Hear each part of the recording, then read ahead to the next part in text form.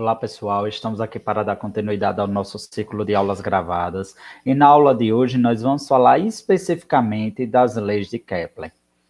Como forma de contextualizar, nós podemos saber que Kepler foi esse cara aí que viveu entre o século XVI e XVII, e ele apresentava uma grande característica. Ele foi aluno de Tycho Brahe, como a gente já estudou na última aula, e ele herdou os dados do orientador dele.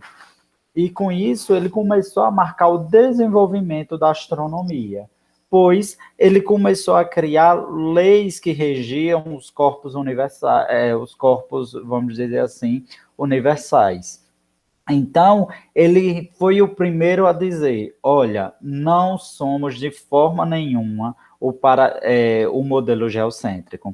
Lembra lá, Tycho Brahe, ele tinha como grande característica juntar o geocentrismo e o heliocentrismo. Kepler já dizia o seguinte: estamos tratando de um sistema totalmente heliocêntrico. Com isso, nós, só como forma de relembrar também, podemos falar de Galileu Galilei, porque ele construiu o primeiro telescópio com base nos estudos lá da luneta do cientista Lippershey, e com isso ele conseguiu caracterizar de forma mais específica alguns astros e estrelas, como por exemplo o Sol, conseguiu ver a Lua e 4 satélites em volta de Júpiter. Então, olha, existe duas eras, podemos dizer assim, por isso que Galileu é considerado o pai da ciência moderna, porque antes dele era só observação feita a olho nu, era uma era pré-telescópio. Veio Galileu, deu todo o aparato que se viu como base para o desenvolvimento de telescópios, e após dele conseguiu ter telescópios cada vez mais eficientes e com isso caracterizar e detectar, podemos dizer assim, várias outras estrelas. Então, cresceu enormemente e se tornou a ciência da época mesmo. Por quê? Tinha aquela ideia que a gente já tinha todo um formalismo na Terra, então a gente queria saber o que tinha de vida fora da Terra, como era o universo. Então, o cara, assim, Newton, ele também teve uma grande contribuição, porque ele começou a criar a lei da gravitação universal.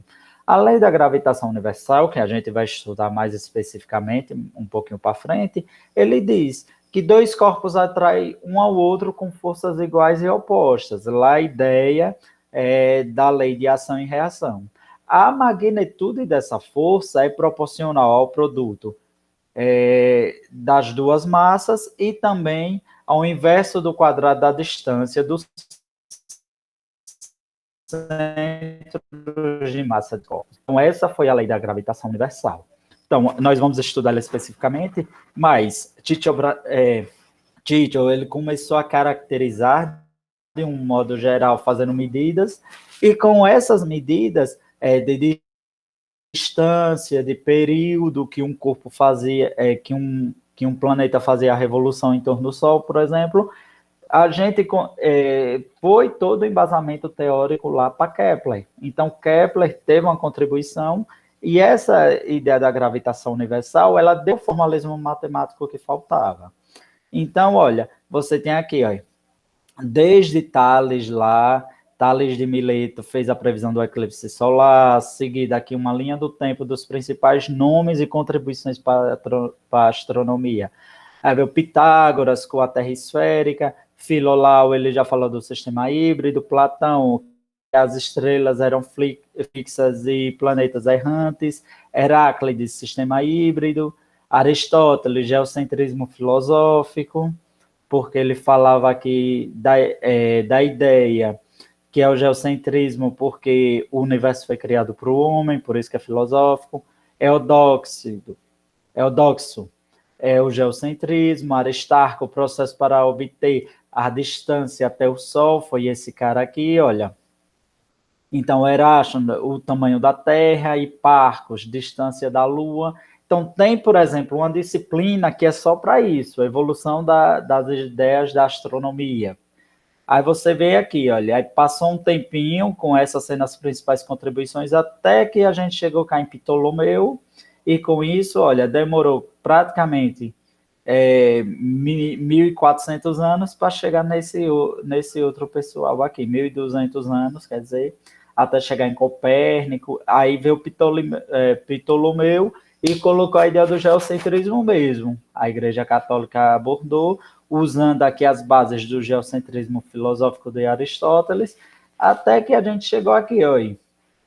O Lugberg ele já começou a catalogar estrelas, Copérnico voltou ao sistema heliocêntrico, Tycho Brahe ele começou a observar, aí o Kepler, a contribuição dele foi o quê? Raios orbitais e órbitas elípticas, foi a grande pulo do gato. E Newton, ele criou a mecânica clássica que após Galileu fazer o uso do telescópio.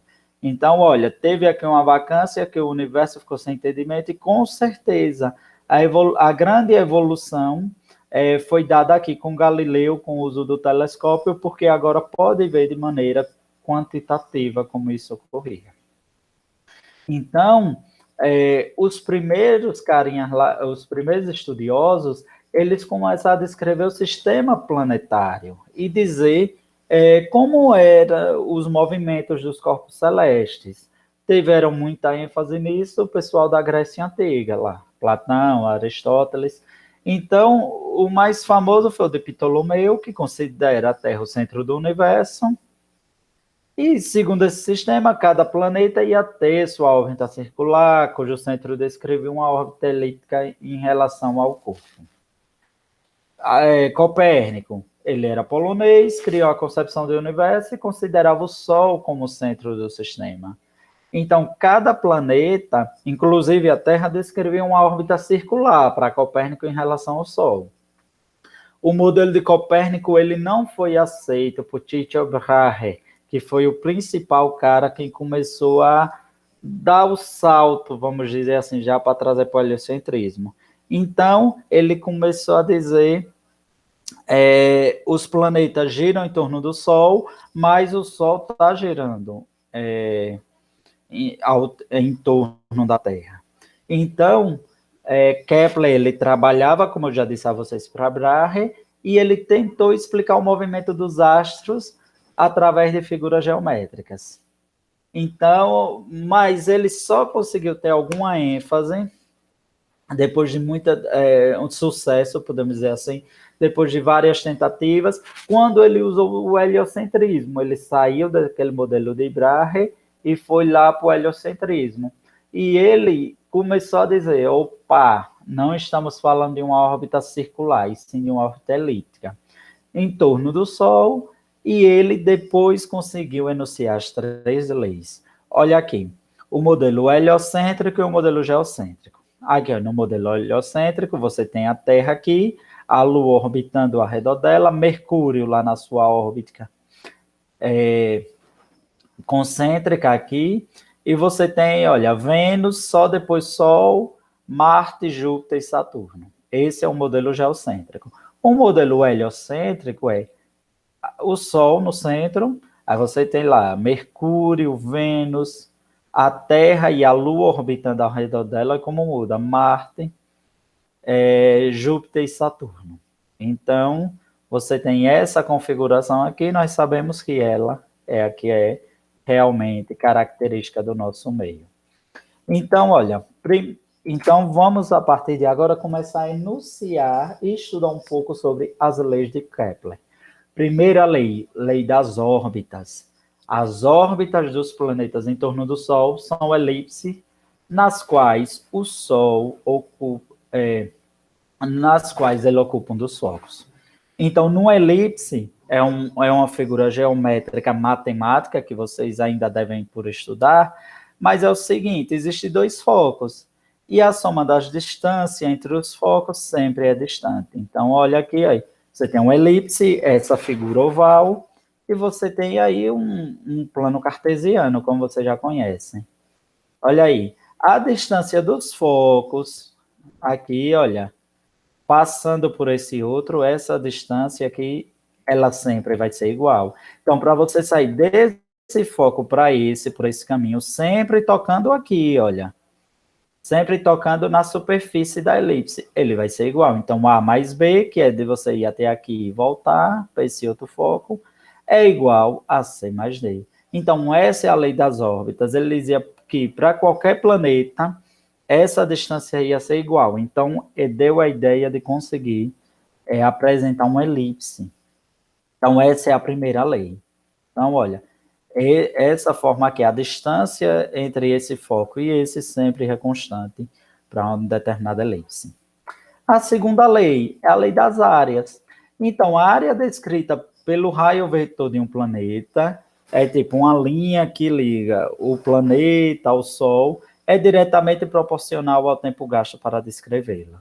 Então, é o que nós chamamos de uma velocidade areolar. O que é uma velocidade areolar, professor? É a velocidade com que as áreas são descritas. Então, olha, você tem aqui o tempo, vamos aqui voltando. Você tem aqui, olha, o planeta está aqui. O tempo que o corpo usa para fazer esse movimento, aqui, para fazer essa área, quando ele for fazer outra área de mesmo tamanho, nós dizemos que é igual. Então, olha, tem essa área aqui, e essas duas, a velocidade aerolar é o quê? O tempo que ele percorre aqui, essa área A, que ele sombreia essa área A, sobre o tempo, ele vai ser constante para determinado planeta. Então, cada planeta mantém sua velocidade constante ao longo de uma órbita elíptica, ou seja, ele sempre vai fazer a mesma área em um determinado intervalo de tempo, a ideia de velocidade. Então, aqui é o planeta. Então, olha, nós temos umas características para essa segunda lei ela ser válida. Esse ponto aqui, onde o planeta e o Sol estão o mais distante possível, nós podemos dizer o quê? Que o nome dele é afélio. Então, afélio é o ponto de maior afastamento entre o planeta e o Sol. Então, nesse tempo aqui, nós temos que o planeta vai se deslocando, mas se existe o mais distante, existe o mais próximo. O mais próximo é o periélio. Periélio é o ponto de maior proximidade entre o planeta e o Sol.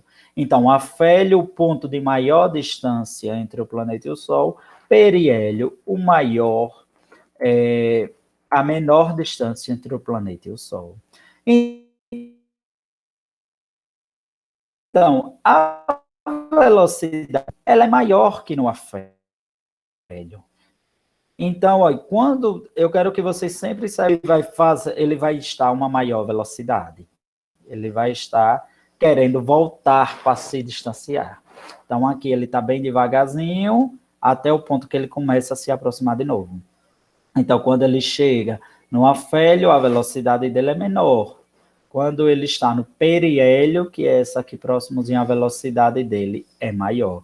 Quando a gente fala em velocidade, a velocidade média é areolar.